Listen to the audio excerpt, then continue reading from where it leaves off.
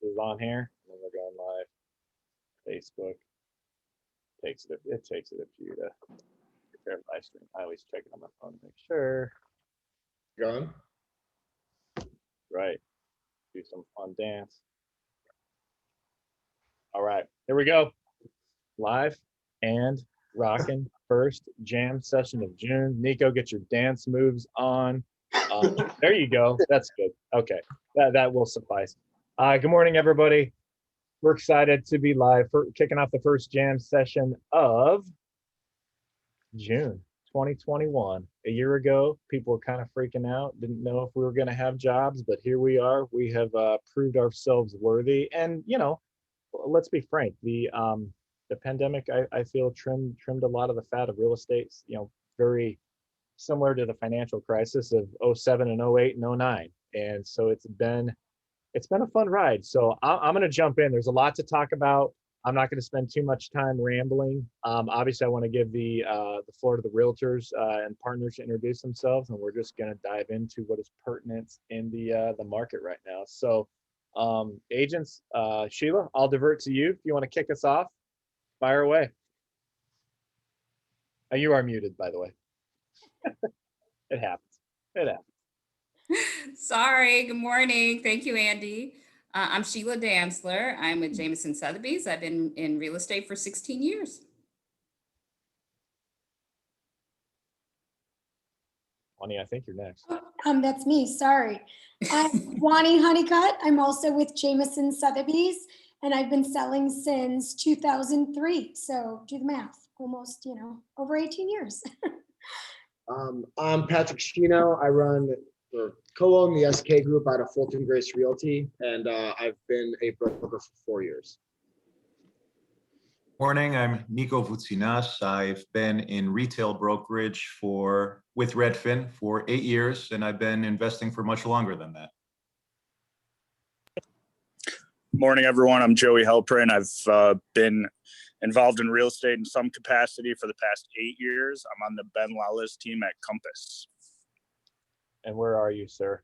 Physical location. We need you to out yourself right now. I cannot disclose that while we're live here. Ben may be watching.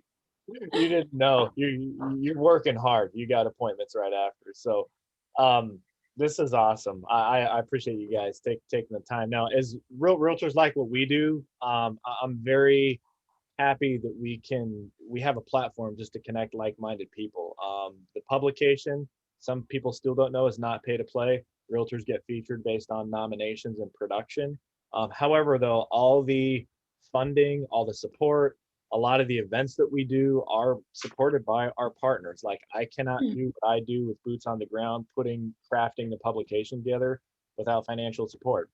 I mean, I cannot do it. Literally, I am homeless. And so I want to give our partners just the love and the recognition that they deserve. Before I do that, obviously our events have been on pause for a little bit over a year, and we launched, and that people still ask me, hey, is it online? Do you guys have real producers? It's a private publication. That is intentional. It only goes to the hard copy only goes to the top 500 producing realtors in the city. But everybody can download the app. It was just a way to still keep the platform kind of pure based on production. Everybody has access to the app. So the reason we were able to launch our app is because the events have been on pause, and we got this off the ground a little bit early. So you didn't know this, Ryan and David, but the app today is sponsored by Ryan Pierce from A&M Mortgage and David Frank from Frank Law Group. So I want to give our partners just the chance to introduce themselves, and we'll start rocking out. So David, I think you were first, man. Go ahead, sir. David Frank with the David Frank Law Group. I have been doing this for over 20 years now, focused almost exclusively on residential for the last 5 years. So delighted to join you, and thank you for having me, Andy. You're very welcome. And before Ryan goes, David actually supports our North Shore market as well. Some people don't know this, but because of the success we had in the city, we actually launched a North Shore Real Producers. And in January 2020 was the first issue, and then DuPage Real Producers. Same thing, January 2020 was our first issue there. So, Ryan, you have the floor, my friend. Go ahead. Ryan Pierce at A&N Mortgage in Lincoln Park. I've been in the mortgage business about 19 and a half years, and I've been spent a good deal of time on the wholesale mortgage side, and I've been in retail mortgage banking for 6 or 7 now. Awesome. Thank you, sir. And one tidbit about Ryan is Ryan actually has been with us since issue 1. It was really funny when we launched. You know, we had the support, we got it off the publication off the ground, and then when we launched, people were like, "Oh, this is actually a thing. Let's get involved with this." So Ryan, if there's anybody, like, just thank you very much, sir. Like, we would not have launched this quickly. You're set, like we were joking around earlier when we were talking shop. You're $7 a month. We put to good use. But I mean, I joke, but I'm very thankful that you had, essentially took a risk on us. So that'll be. I'm glad to be here. Yeah, no, you're very welcome. I'm gonna quit babbling. There's a lot to talk about. Let's start jamming. Well, what do you guys want to kick it off with? What do you think would be the most productive for everybody on this call, and just maybe happening to tune in live? Well, I'll start out. How about is this a hot market or is it not? And what does that mean? Realtor. That's a good question. I think there's so much hype around how hot the market is, and in reality, we're so many tiny little submarkets. So it depends on where you're looking. Do you want, Bucktown and Ukrainian Village? They're hot. You kind of can't give away a townhouse in River North right now. So it really kind of depends. What does everybody else think? Yeah, I think it's honestly been discouraging just from like a stigmatized standpoint for a lot of first-time buyers, where they're like, "Oh, why would I go into a market that like I know I'm overpaying in?" But exactly to what you were saying, it depends on what inventory vertical you're looking at. If you want a 2-bedroom in the Loop right now, you can get a really good deal on a 2-bedroom in the Loop right now. But like you said, Bucktown, Wick, or Ukrainian, generally, those walk-ups are really hot. I think the issue's less with, is there literally no inventory and just everyone's kind of fighting for the scarcity of it, and more so just kind of misinformation on what, like you said, where the hype is, right? There are pockets that have high saturations of inventory. There are pockets that have very low saturations of inventory. That's where the focus point has been, on that latter portion of inventory. Yeah, and to your guys' point, I think, I forgot who mentioned it, but it's sort of like the word of mouth is still kind of trickling out, in my opinion, from 30 to 60 days ago, when the real estate market sort of repopped and you had this pent up demand that kind of was really intense and really insane. It's still a very hot market, but I feel like it's almost like when you open a champagne bottle, sort of popped. Everyone was waiting. We had low supply mixed with incredibly high demand. Now I think we've kind of simmered to like our normal seasonal market. And I know there's been a lot of talk too about kind of this delayed summer, sort of people finally getting on with their lives here. And I don't know what you guys think. That's a little bit of my fear that I'm starting to feel now. I don't know if it's just me. You guys might just be like, "Oh, I'm so busy." But for me, I'm starting to see people kind of looking on to their vacations or back to school or whatever it might be a little bit earlier than I have in the past few cycles. If anyone has a thought on that. Yeah, I had a conversation actually with another agent at Jameson, because we both have these gorgeous West Loop condos, beautifully decorated, great pictures. We cannot move them. So I called her up, and she had a theory that as offices start opening up and people are required to come back to work, back downtown, start commuting again, that we'll start seeing more of that inventory move. But I'm sure, like a lot of you guys, there's some listings that you get and you're like, this is a slam dunk. It's going to go in like a week. And here we are like 3 months later and you're like, what is going on? So I think sometimes we falsify even to ourselves, right? Because some listings, it's like you put it on, multiple offers gone in 2 days. One closing I had last week sold off market. Like, the lady came, wrote the offer, like done.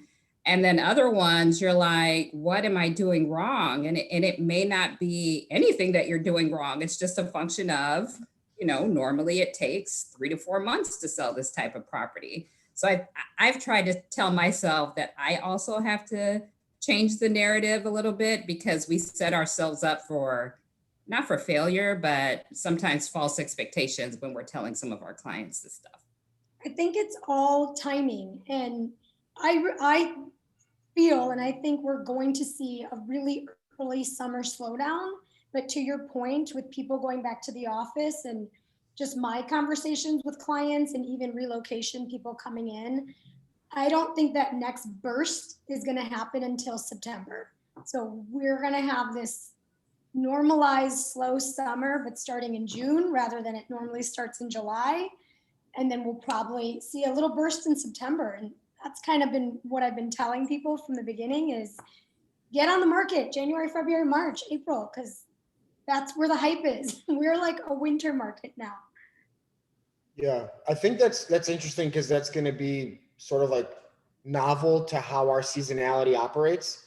But I completely agree. Like I make it a point to ask my clients, like, hey, like, are you planning, like, has your company asked you and notified you that you're coming back to work? And the majority of it's going to be in Q4. Yeah. So it's like people are very, I guess they move emotionally when it comes to investments, especially. And it was interesting because it's like, right when the pandemic hit, it's like, oh, we don't work in the city. Why live there? Like, and then everyone's moving to Arizona and Austin, Texas and Florida. And now these companies want them back. So and it's the majority of it's in Q4. That's what my clients are saying as well. It's only going to be like 3 days a week when they're back in. And I feel that people will be willing to travel. In fact, I'll take it to the next level. I think some people would get on an airplane to come in and out once a week to really customize their lifestyle.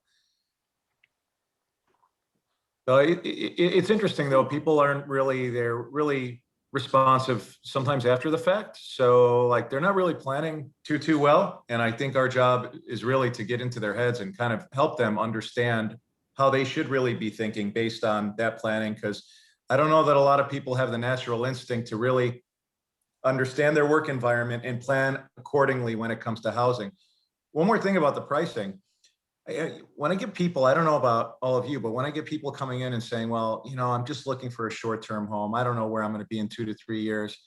I don't know about you, but I'm kind of questioning in many cases if they should be a buyer in this market. Whereas people who are in it for the long term, where we talk about overpaying. Patrick, you and I had a negotiation recently and it got ridiculous, right? But if that was a forever home, I didn't forget, Niko. I didn't forget you're a monster. You should have taken my client's deal. You owe me a lot of money. So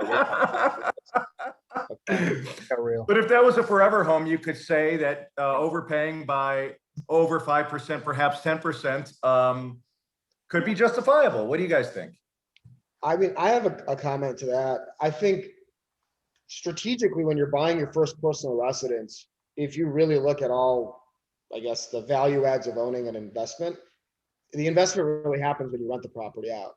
So even if you're overpaying slightly in this market, if you're factoring in the fact that you're buying in 2021 interest rate, purchase price, and you go to rent it out in 5 years, then you have someone else chipping away at that principal throughout the next decade, 2 decades, whatever it is. And then you can just have that property service like your supplemental retirement income, your appreciating bank. I kind of, guide my buyers in that manner more often than not. And I think it kind of helps soften the blow if there's an assumption of sort of overpaying in the market as well. You always have the option to rent out the property. Yeah, I think a lot of people during the crash of 07, 08. One thing that a conversation that I have with people about that from the lending side is, in certain situations like now, when someone finds themselves going up against multiple offers versus maybe 3 years ago when that wouldn't have been the case, that same person now is like, oh, okay, well, I'm buying a place even at like 250. Like, okay, well, I'll go 10 grand over and I don't think twice about it. But, if there's not multiple offers, it was like, God forbid they consider that. But what I find kind of interesting is that I'll have 2 different clients, one at $600,000 price point and one at 200,000, and they'll both use that same, okay, well, we're going to go 10 grand over, not a big deal. And it's interesting to me how they conceptualize that or contextualize that the same way.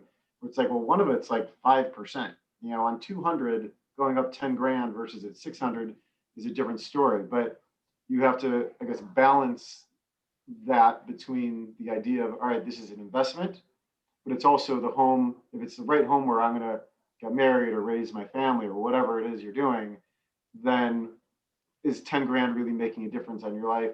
Probably not at either price point, but I find it interesting that a lot of people are starting to have less an issue with that than they might have when the competition isn't there. I don't know if you guys are seeing the same thing.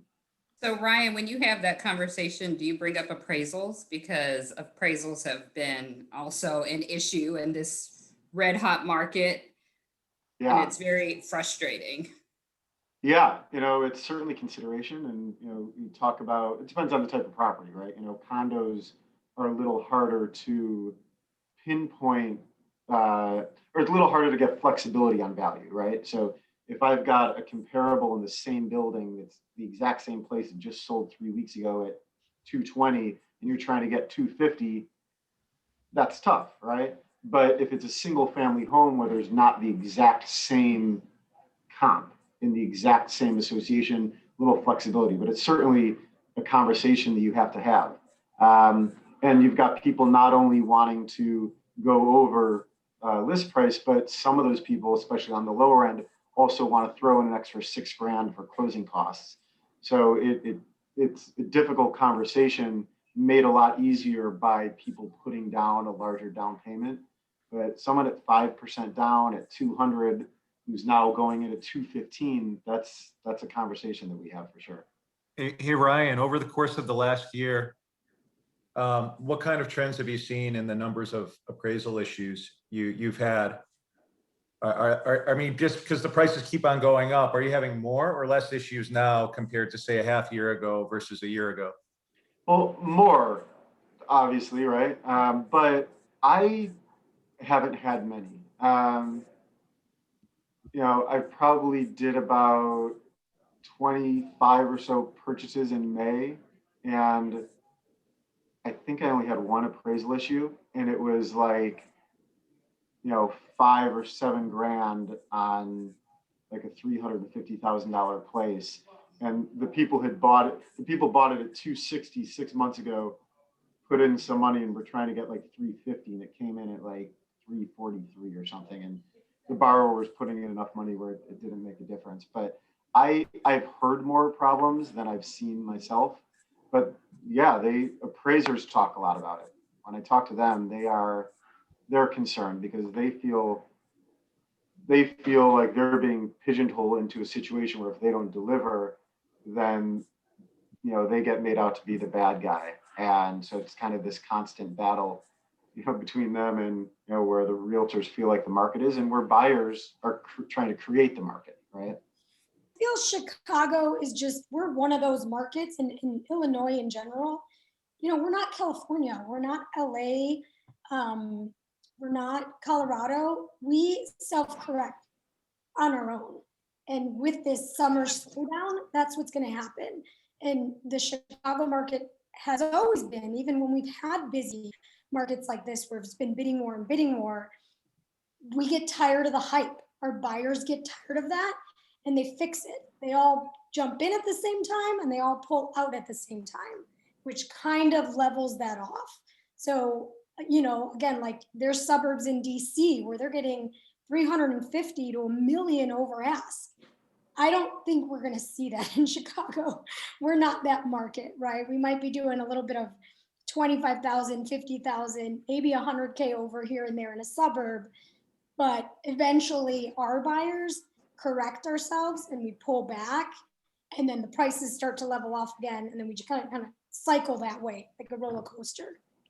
That's what I've seen. Yeah, Juany, that's a really good point. I noticed the same thing, and I'm a developer too. I build condos around the city, so I'm always trying to. I'm saying exactly what you just said, but I'm saying, hey, why can't we be can't we just be like LA or New York and just let's just push this and push this and push this? And we never really seem to. So I kind of want to throw it back out to the my fellow agents here. Like, so I know we projected through the end of this year, but I feel like we have a complex. Everyone, all the real estate people in Chicago, we're always waiting for the bottom to fall out. And I think maybe that goes back to those of, I shouldn't say us because I was in high school, but those of us who were around, 08, 09. It doesn't, I mean, even I was talking to like a real industry expert a couple of weeks ago who was like, oh, 12 months from now, I don't know what it's going to be.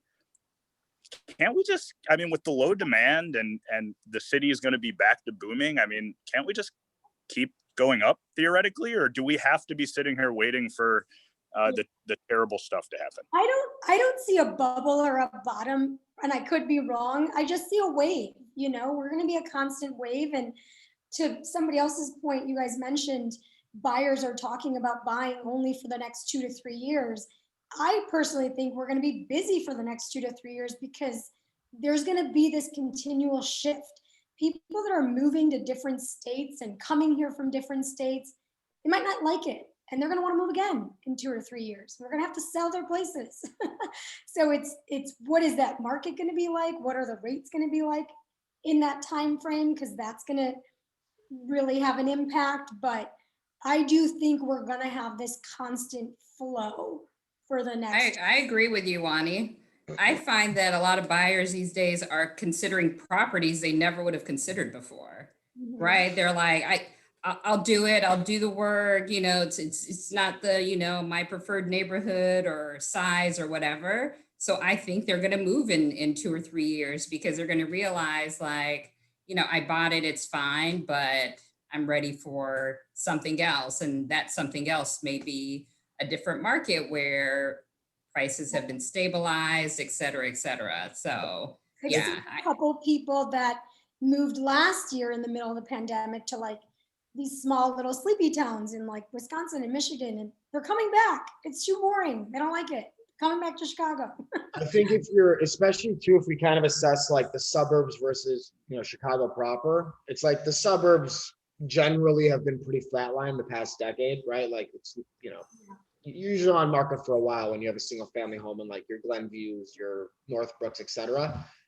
And then, downtown has such a high supply of inventory. And it's like the people that bought in the suburbs that are younger, when the best restaurants like Applebee's or Chili's, like you're going to get bored really quick. I think there's going to be people that are going to get sick and tired of that decision of like more space. And they're like, give me the vibe of the city. Give me the hustle. Give me the bustle. Give me a restaurant that's not Applebee's. And like, let me just get back to the city. Yeah. Patrick, you're not a fan of the blooming onion? But listen, I'm a fan of the blooming onion, but I'm in. I consume the onion. I'm out. I'm back in the city.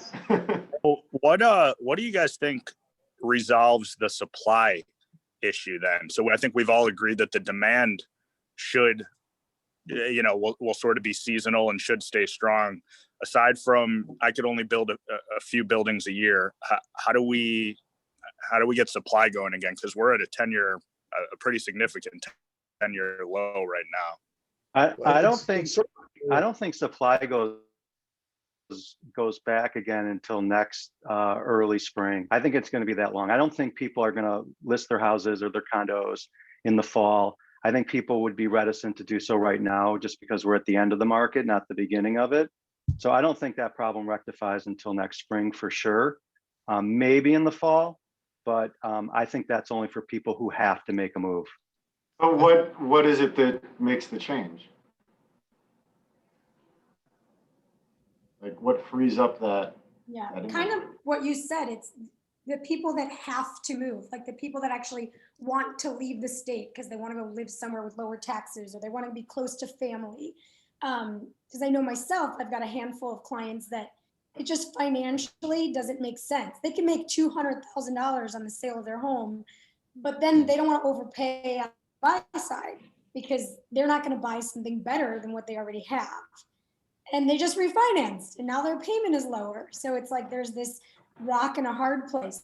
They want to move, they want something different, but nothing's worth it. Things pushing them to make that move. And the ones that are moving, from what I see, are either moving up to that bigger forever home or moving back to the city if they're empty nesters, or literally leaving, moving out of state. I think Juany, I found that there's the move up buyer is a challenge because they have a home sale contingency.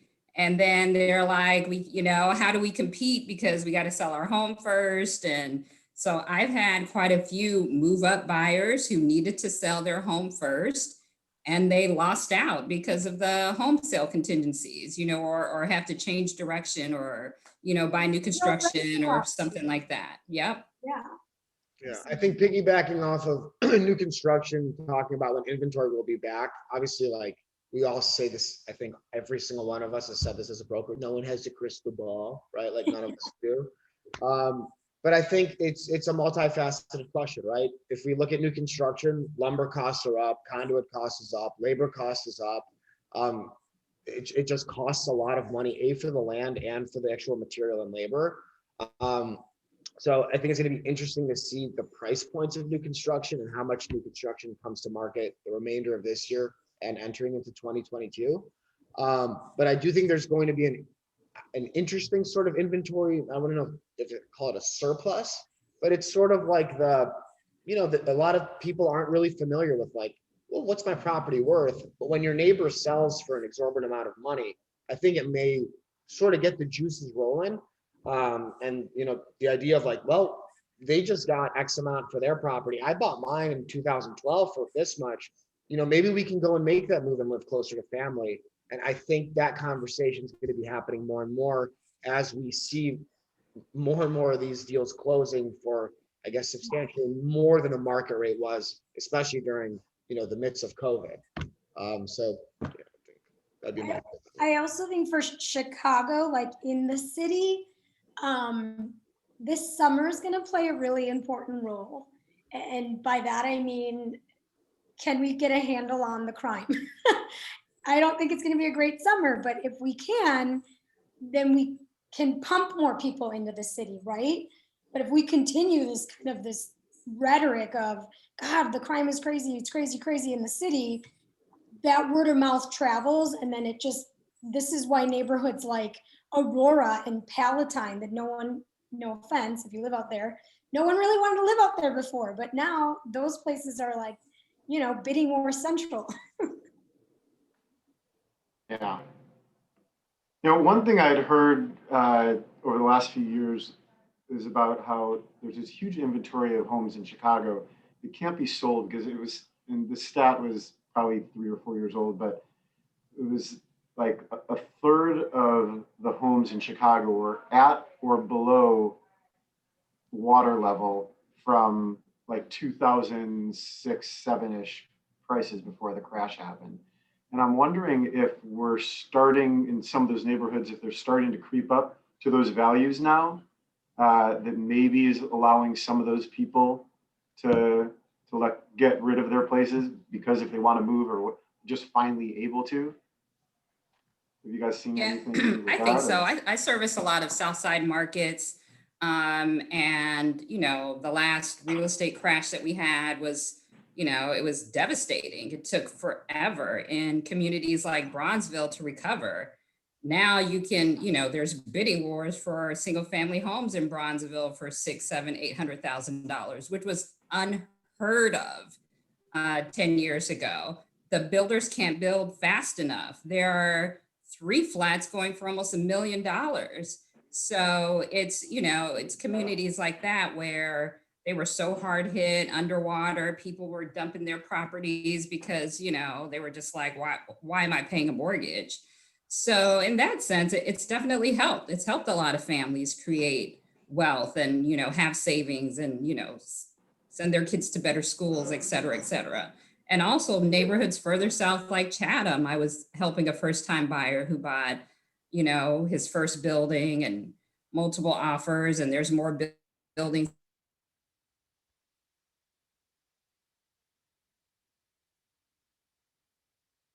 The loser. Maybe it's moving before, but they were being priced out of other markets. So it's definitely kind of the wave has helped, I think, a lot of communities. Hey, before I forget, because I will, let me get a screenshot of everybody smiling, or you can frown. I don't really care. You know, if you want. See, that made everybody smile. You guys see what I did there, right? Okay, ready? And don't be like my children. You got to hold it for at least 5 seconds. Okay. When you see me stop smiling, and you stop smiling. Okay. You're gonna nail this on the first try, hopefully. 1, 2, 3. Actually, we got to do one more because I have to get this in there. So that was, I will take 1,000% responsibility for that. Not 100%, 1,000%. Okay, ready? 1, 2, 3. I think we got it. Yeah, I need those. It's got my initials on it. Longest smile. Yeah. That's good. All right, that's good. You guys, this is a good looking crew. Hey, are you guys going to closings again? That's the real question I got. Absolutely. That's a good segue, Billy. Good segue. Never go to a closing ever. No. I have no Nope. purpose at No. all. I might Can drop we all make Yeah. a handshake Wow. agreement? done. No. I love going because it keeps the title company from trying to throw us under the bus when they're slow. It's actually one of my favorite activities. They're the easy ones to throw under the bus, man. We have no one else. Hey, listen, that's why I go. Is anyone planning on going back, honestly? Yeah. The closings? Yeah. I would go to some. We go to all of our closings, and I would say about 2 realtors out of all the realtors we work with actually consistently go to their closings now. So I would say 99.6% of all realtors no longer go. But there are some that still go, you know, wear a mask and all that. But the vast majority, 99.6% do not come anymore. David, I don't know if that'll change. We're just following the rules. Yeah. That's right. Telling us that unless you're on the title, you can't be there. And I'm a rule follower, Yep. Yeah. so I don't go. Duly noted. I wouldn't have had the time lat with, especially with that whole refi situation. I couldn't have gone because you go to a closing, even from Lincoln Park to go downtown, it's every bit of 3.5 hours round trip. I love my clients dearly, and that's why you all get a gift at the final walkthrough.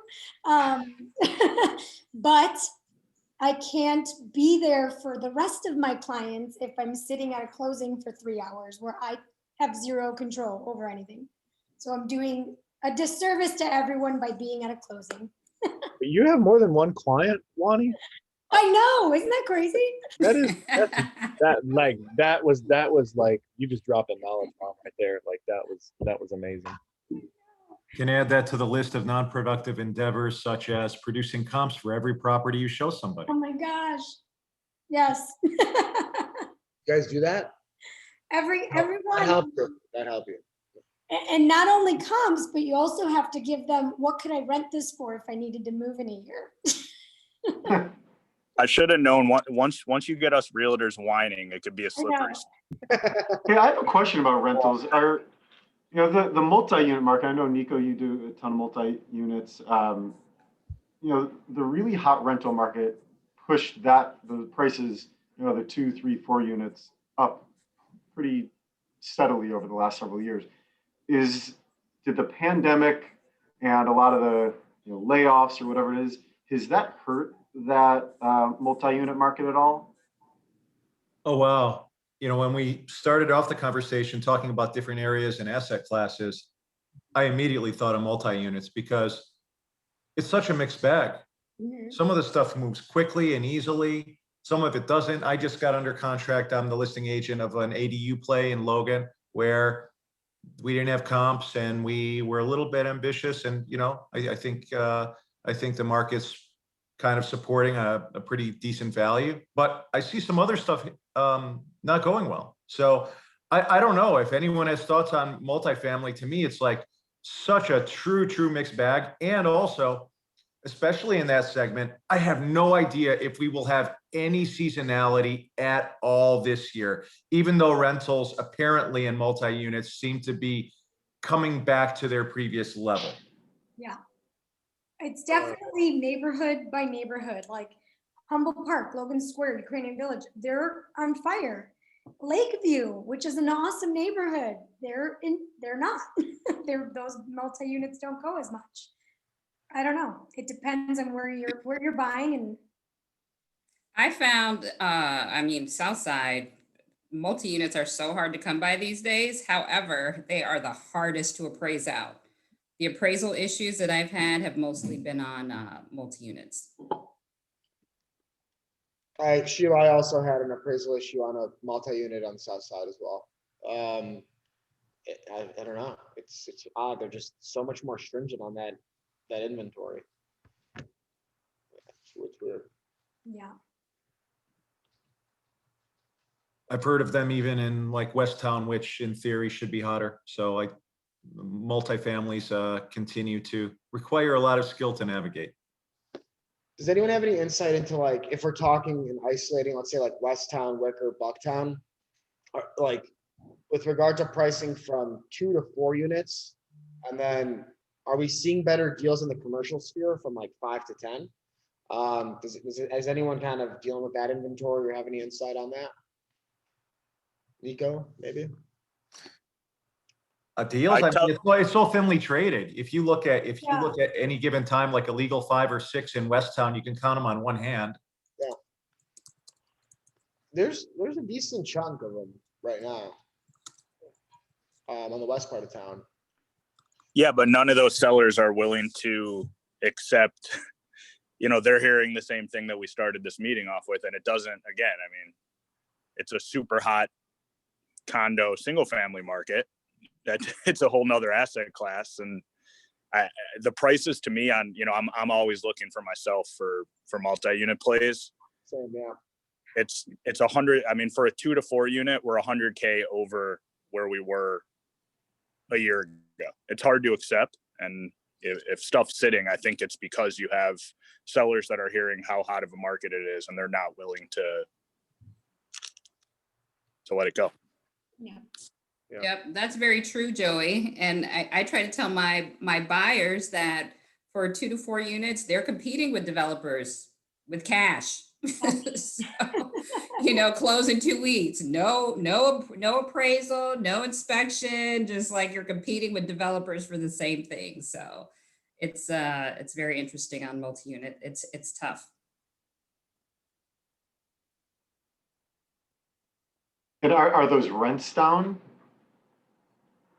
Depends on where you are. On the west part of town, I think is so part of my team is we have dedicated rental agents, and what they're kind of telling me is like the same scarcity that you're seeing on the sales side, like especially on the west part of town, it's the same thing with the rental market. And interestingly enough, I think the one big difference, Juany, is that in Lakeview too, for more of like the larger, I guess, condos and townhouses, there's like very little inventory on the rental side there as well. There may be a slight, you were saying, surplus on the sales end or on the multi-unit end as well, but it depends. You can catch a really, really good deal again in the Loop, in the South Loop, Printers Row when it comes to a rental, back to like maybe 2018 pricing in some instances.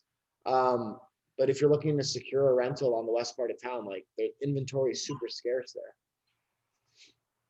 It is. I agree. Yeah. Are you guys seeing a big jump in property taxes? I have Niko? I don't think anyone knows until the second installment comes out. I know in DuPage though, even though the assessed values like Cook went down, they're trending pretty flat. So that means their local tax rates hiked. So I don't think anyone knows what's going to happen, but I think everyone suspects because of the budget that the local tax rate's going to hike, maybe the multiplier is going to hike, and all these COVID adjustments are going to kind of get dissipated. But I don't think anyone knows. Are you still writing like 105, 110% or higher? Am I on the buy or sell side? Yeah. If I'm on the buy side, in the city, I'm trying to get 115 because of the triennial for 2021. Yeah. And then if I'm on the sell side, with 2020 still coming out, I'm trying to get a reduced rate because of the COVID adjustment. But there's a very good argument that many attorneys are making that the local tax rate is going to offset the COVID adjustment. So nobody really knows, but that's what happened in DuPage for sure. So if what happened in DuPage happens here, we're probably not going to see much of a decrease from 19 at all, despite the COVID adjustment. David, if you were to make an educated guess in Cook County, do you think that taxes would go down? Or do you think? No, I think they're going to stay flat.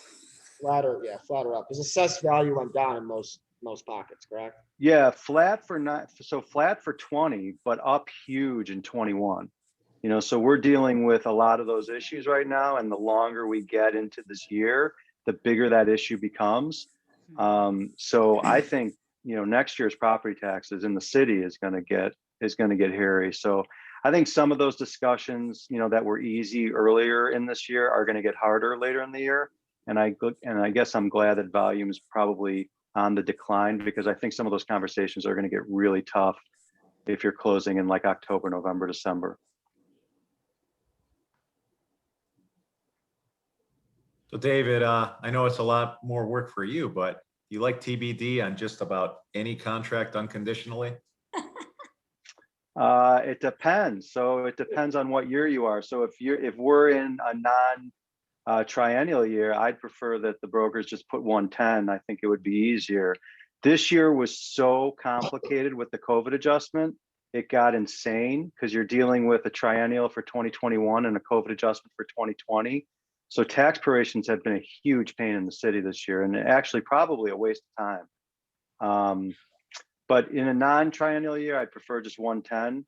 This year, if you were a broker and you're putting anything but TBD, you got to get your head examined because it's way too complicated. That's what I do. I'm like, let the attorney figure it out. That's what I do. Yeah. Yeah. I mean, I don't know many people who truly understand how it works. And realtors get very frustrated by this because there's nothing that gets more frustrating than when the attorneys are bickering about tax preparations. So, but again, I think I do TBD is even if I put 105, it always changes in attorney review. So I'm like, forget it. Right. I do TBD and AI every time. Sorry, David. My bad. Well, here's the nice thing. The nice thing is what's today? Today is June 8th. So we only have about 7 more months of this, and then not even, probably 6, because the deals in December close in January, and all these things will be kind of sayonara. I was just thinking about, you've got like the combo realtor attorney guy, I had a deal recently where the seller was the owner and his own realtor and his own attorney. Like, not good. How did that turn Not out? good at all. It closed. I have a deal right now where it's actually, it's a pretty expensive, like Hawthorne Woods house. And the seller got a litigator to represent her on her real estate closing. Okay. And literally, I feel like I'm going to court every day with like the emails that I get from this guy. I'm just like, you do not have the right mojo for this at all. Like all cap emails, mostly telling me to go F myself. And it's just like unbelievable. It's like I'm literally going in front of the Supreme Court every day. I see an email from the guy and my heart drops. Oh my gosh. Dave, you secretly love that. Come on. That attorney loves it. He's getting paid per like minute. He was so unknowledgeable. I don't know if that's a word, but he basically said, I'm not ordering condo docs. You can go do it. If you want them, go get them. I'm like, no, that's not how it works, mister. I'm sorry. I'm really sorry. Did you threaten to sue him? No, this guy is not one to get into like a outside debate with. It just doesn't end well. So I think we should loop him in live to this jam session. I honestly, I want to hire him. He seems the right move. Yeah. Don't. You hire him, we're not doing a deal together. No, I'm kidding. Okay, fine, I won't hire him. I'm just kidding. Too much despair this year with multiple offers, guys. We got like 10. Yeah, 10, 15 minutes. What are some things that, I mean, other than just trying to run around with buckets, catching stuff, like what are some productive tasks that you guys are doing to sort of just maximize your time and just, your productivity? What are some productive I just realized that was such a redundant question. What are some productive tasks you're doing to maximize your productivity? But does that make sense? Like, what are some things you're ignoring? What are some things you're focusing on? What are some things that maybe you've tried to push across the finish line where you're like, that didn't work? Is there anything else, that we're I able to think share? in this market, especially, you just really need to isolate motivation. Especially with regard, I work with mostly buyers, handful of listings here and there, but people that are just kind of like looky loos, I guess, like you can't spend your time focusing on that in this type of competitive market, just because like you don't have the luxury of like I don't really have to move, let me think about it. And plus, like, the stigma is that inventory is overpriced, but it's like it's priced at market value because the market determines the value. It's what someone's willing to pay for it. So just really isolating, like having the person be pre-approved, motivated, like ready to go, and then you focusing your efforts on those clientele, because it's harder to get the job done now. You have to be more creative, you have to be more aggressive, and you have to take more time prepping clients on how this market operates in many pockets of the city, which is time consuming. So you really need to be extreme. You need to love your time so much so that you know how to allocate it. I love it. And I usually don't get involved with these, but I think that's beneficial for everybody. So isolate motivation. And then, and Patrick, obviously this is for you, but this is for, everybody on here. So what are like, yeah, you have to be ready to jump, as the saying goes, you got to be ready to, the alternative of, not get off the pot. That's the only, sorry, I have children. That's the only thing I can think of right now. What are some questions or just some tactics, I guess, that you use to sort of flush that out? Yeah, that segue worked really well. But just to add, does that make sense? Like to yeah, say, for hey, sure. maybe they're motivated, and then everybody else can kind of chime in, because I think that's beneficial to everybody. Basically, I like to ask them, during the pre-qualification, it's just like, where are you living now? That's a good segue. And then it's like, are you in a lease, right? Because like if you're in a lease that's ending in August, you're a serious buyer, and if you actually want to buy, Yeah, man. right? Yeah. Okay, well, that's a relatively tight timeline, and then you sort of let them know what the timeline is from a standard, finding a property and then closing on it. And then it leads into like, theoretically, if we didn't find the right one, do you have a place to go? And that gives you more insight into like how eager they are to really buy, right? Like, oh, well, I can go and, if it's like, well, I guess I can figure it out in Airbnb for a bit, that's a serious buyer. If it's like, well, I was planning on going and living in my mom's basement for 6 months, checking out the market a little bit, then it's like, okay, go enjoy Naperville, right? Like, go enjoy a basement in Naperville for a little while, and then we'll search when the market cools down a little bit. But I think that's a great question. Just like, are you in a lease and do you have a place to go thereafter? And then it allows you to just know what the sense of urgency is on your end, because you want to properly service your clients based on their needs, and people's needs are different in terms of the severity of them needing to secure a property.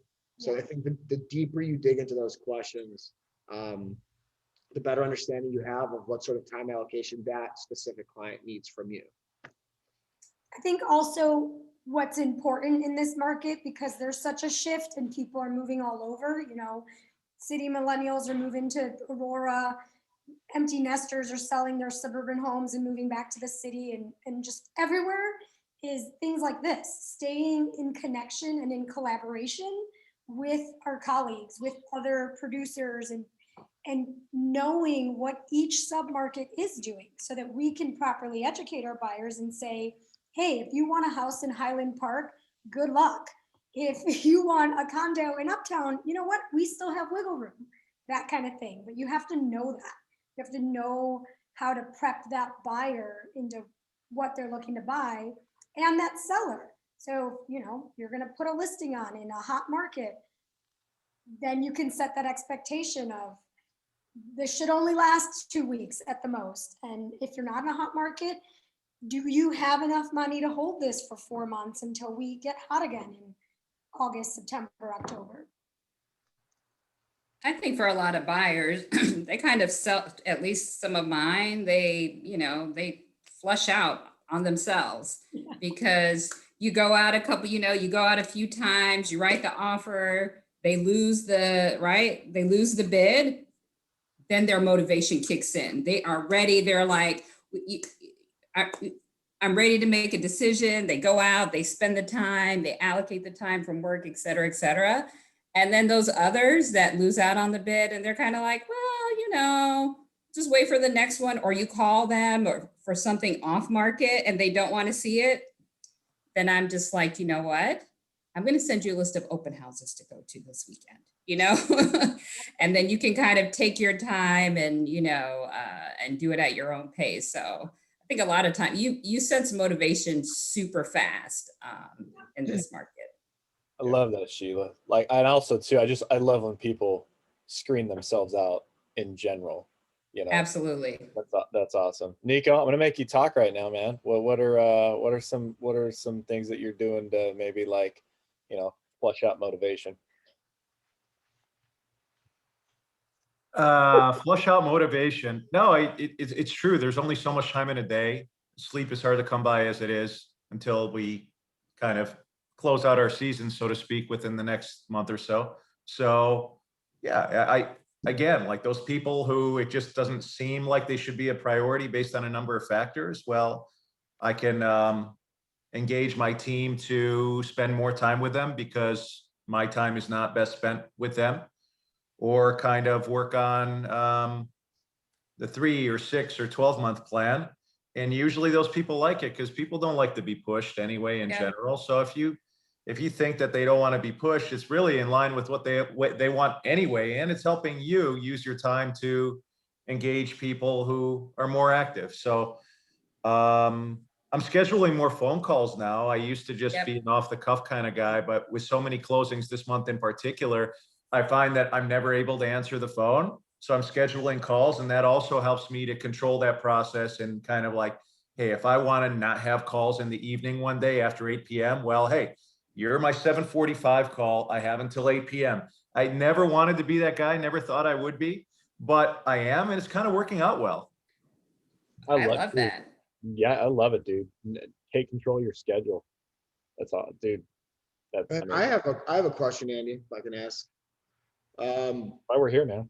All right, yeah, we got 6 minutes. We got 6 minutes. We got eyes on the time. So, for multiple offer situations, like, what are you guys doing? I guess that would be considered like creative to give your buyers the edge in a transaction.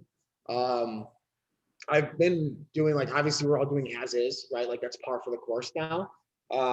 But my thing is, like, sometimes I'll give like a handyman for half the day. Like, hey, I'll send my handyman for half the day. So this isn't like a BS as is. Like, I'll literally, that'll be my gift to my client. Yeah. I'm just wondering, you know, what other agents are doing to secure deals in these hotter pockets. Well, obviously you want to put some sort of appraisal. Like, I personally am not a fan of the waiving appraisal. Not every client has the difference to bring. But what we have done is we've come up with, you know, we'll go, if it appraises under, my client guarantees to bring 10K difference, or we meet in the middle, or we split the difference. There's an upfront agreement that we're going to engage in a discussion that's going to be mutually beneficial. Gotcha. Right. So, and that seems to help. And just making sure that we communicate. Some agents just send in their offers and there's like no communication, there's no background, they don't answer the phone or anything like that. So I think that personal touch from agent to agent is a big help as well. Letting them. I agree with you. Yeah, I agree with you, Juany. And also asking what the close date motivation is for the seller. I've won a couple of those that way. If they need more time, they need 30 days, you know, post closing to get somewhere else, and the buyer's amenable to that. That's worked out well. I've done appraisal contingencies, like we'll go up to X amount that the buyer can pay in cash, and always encouraging them, like, put as big a down payment as you can. Like, we have to look super strong going into this and be super flexible on close date. I have a question for David. So let's say a contract you've got a mortgage contingency, right? But if someone goes in and waives the appraisal, but then I have an appraisal done as part of the mortgage and it comes in short, I can decline the mortgage. But if the mortgage is declined specifically for the appraisal, then they're not protected. Is that right? Yeah, I think it would get into kind of an inquiry then, if the loan was declined for appraisal reasons. I don't even know what a lender would do in that sort of situation. It's kind of odd that a lot of attorneys are putting in those appraisal contingencies in their attorney mod letters, considering it is part of the mortgage contingency. So that seems superfluous, right? Yeah, it kind of is. And actually some attorneys actually push back on that and they say it's, incorporated within. But I think there would be a very good argument that if you were declined and you waived appraisal and the reason you didn't get the loan was because of the appraisal, that you would be SOL. So I think you'd still be covered because I don't know. I don't know whether a lender would be under an obligation to tell the other side why a potential borrower got declined. So that's a tough one, but I think it's imputed within the mortgage contingency, but it's become so customary to ask for it that almost every attorney does. Well, we are like 2 minutes out. Ryan, I'm gonna give you the floor. It never hurts to end a little bit early. I know you guys are busy, so you have any final thoughts, my friend? Yeah, I have one final thought.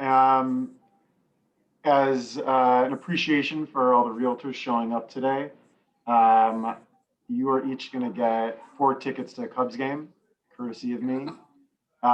So I will reach out to you each individually, probably tomorrow, latest on Thursday. I'll give you a few dates that might work. If something works for you, great, grab it. Otherwise, throw out a date or two that works for you, and we'll get you out to the friendly confines, courtesy of me and an appreciation of Andy bringing us together here. So Thank you, Ryan. I appreciate you. Ryan, this was like the first. It's kind of like a virtual raffle that everybody won. I wish we could do that at our normal events, but we go broke. So thanks for and I'll also too. I will send a follow-up email as I usually do with everybody's info, but then Ryan, I'll do a little email connect and just put Cubs tickets on the subject. Oh, perfect. Yeah, I'll be in touch later this week. Now that they're finally letting us into the stadium, I gotta get rid of some tickets. So I missed the time fines.